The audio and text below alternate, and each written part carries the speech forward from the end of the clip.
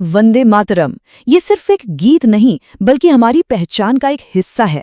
पर क्या आप जानते हैं कि हाल ही में इस गीत को लेकर सरकार ने कुछ ऐसे नियम बनाए हैं जो आजादी के बाद से अब तक कभी नहीं बने थे। तो चलिए आज इसी पर बात करते हैं कि वंदे मातरम को लेकर ये नई रूल बुक क्या है और इसका मतलब क्या है। देखिए 75 सालों से भी ज्यादा हो गए वंदे मातरम हमारा राष्ट्रगीत है। हम सब ने इसे स्कूल में राष्ट्रीय पर्वों पर कई खास मौकों पर सुना है। ये हमारी जिंदगी का, हमारी पहचान का एक अहम हिस्सा रहा है। लेकिन एक हैरान करने वाली बात यह है कि इतने सालों तक इसे गाने का कोई भी ऑफिशियल नियम या प्रोटोकॉल था ही नहीं। मतलब इसे कैसे गाना है, कब गाना है, कितना गाना है, इस पर कोई तय गाइडलाइन नहीं थी। लेकिन अब ये सब कुछ बदल गया है। तो सबसे पहले यही समझते हैं कि इन नए दिशा निर्देशों से वंदे मातरम के दर्जे में आखिर क्या बदलाव आया है। देखिए, जो सबसे बड़ा और सबसे जरूरी बदलाव है वो ये है कि अब राष्ट्रगीत वंदे मातरम को भी हमारे राष्ट्रगान जन गण मन के बराबर का प्रोटोकॉल वाला दर्जा दे दिया गया है। यानी अब इसके सम्मान और गायन की प्रक्रिया ठीक वैसी ही होगी जैसी राष्ट्रगान के लिए होती है। अच्छा, इन दोनों के बीच का पारंपरिक फर्क समझना यहाँ जरूरी है। राष्ट्रगीत यानी नेशनल सॉन्ग एक देशभक्ति गीत है जिसे ऑफिशियल स्टेटस मिला हुआ है, जबकि राष्ट्रगान यानी नेशनल एंथम देश का वो प्रमुख गीत है जिसके लिए पहले से ही एक बहुत सख्त प्रोटोकॉल तय है। अब पहली बार ऐसा ही एक डिटेल्ड प्रोटोकॉल राष्ट्रगीत के लिए भी बना दिया गया है। तो चलिए अब जरा उन खास नियमों पर आते हैं जो इस गीत को गाने के लिए अब जरूरी कर दिए गए हैं। पहले और अब में जमीन आसमान का फर्क है। पहले कोई ऑफिशियल प्रोटोकॉल नहीं था और अक्सर हम सब ने देखा है कि गीत को छोटा करके गाया जाता था। लेकिन अब एक फॉर्मल प्रोटोकॉल है और सबसे बड़ी बात, गीत के सभी छंदों को गाना जरूरी होगा। जी हाँ, पूरे 6 छंद। नए नियमों के मुताबिक अब वंदे मातरम के सभी 6 छंदों को गाना अनिवार्य है। मतलब अब इसे अधूरा नहीं गाया जा सकेगा, जो कि अब तक की प्रैक्टिस से एक बहुत बड़ा बदलाव है।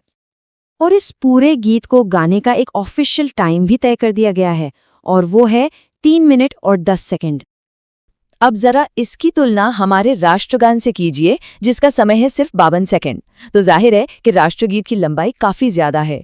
इसका सीधा मतलब है कि अब जिन कार्यक्रमों में इसे बजाया जाएगा उनका समय अपने आप ही बढ़ जाएगा। एक और जरूरी नियम है क्रम को लेकर। अगर किसी भी फंक्शन में राष्ट्रगीत और राष्ट्रगान दोनों बजाए जाने हैं तो वंदे मातरम हमेशा पहले बजाया जाएगा। ये ऑर्डर अब फिक्स कर दिया गया है। तो सवाल उठता है कि ये नियम लागू कहाँ होंगे। गाइडलाइंस के हिसाब से अब स्कूल असेंबली, सभी सरकारी कार्यक्रमों, सिविल अवार्ड सेरेमनी, राष्ट्रपति और राज्यपालों से जुड़े सभी कार्यक्रमों में वंदे मातरम का गायन अनिवार्य होगा। और सम्मान दिखाने का तरीका वो भी बिल्कुल राष्ट्रगान जैसा ही है। जैसे ही वंदे मातरम बजना शुरू हो, वहां मौजूद सभी अधिकारियों, मेहमानों और छात्रों को अपनी जगह पर खड़ा होना होगा और गीत के खत्म होने तक खड़े ही रहना होगा। हाँ, लेकिन इसमें एक खास छूट भी है। ठीक वैसे ही जैसे 2018 में सुप्रीम कोर्ट ने राष्ट्रगान के लिए कहा था। सिनेमा हॉल में फिल्म के दौरान अगर वंदे मातरम बजता है तो दर्शकों के लिए खड़ा होना जरूरी नहीं है। और हाँ, इन नियमों को हल्के में नहीं लिया जा सकता। नए कानून के तहत अगर कोई राष्ट्रगीत का अपमान करता है तो उसे 3 साल तक की जेल की सजा हो सकती है। इन सभी नियमों को कानूनी ताकत मिली है राष्ट्रीय गौरव अपमान निवारण अधिनियम से। इस कानून में अब राष्ट्रगीत को भी शामिल कर लिया गया है, जिससे इसका अनादर करना अब एक दंडनीय अपराध बन गया है। अब सवाल ये उठता है कि सरकार को अचानक ये इतने सख्त प्रोटोकॉल लागू करने की जरूरत क्यों पड़ी? आखिर इसके पीछे का मकसद क्या है? खैर, सरकार का कहना है कि इसके 3 बड़े मकसद हैं। पहला, राष्ट्रगीत के सम्मान को एक औपचारिक रूप देना। दूसरा, स्कूलों के जरिए इसे संस्थागत बनाना।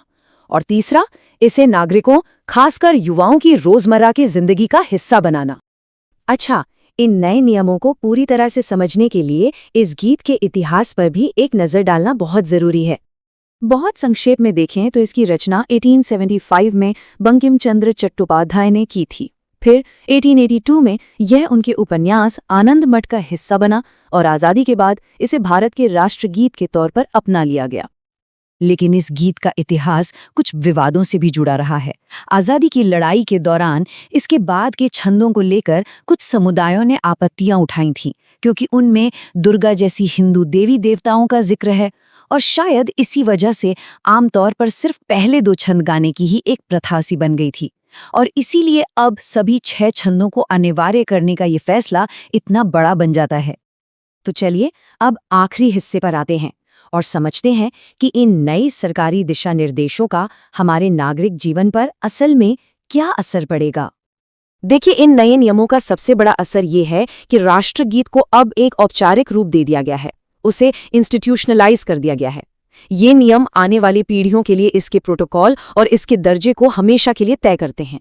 यानी अब ये सिर्फ एक सांस्कृतिक गीत नहीं, बल्कि एक कानूनी रूप से तय किया गया समारोह बन गया है।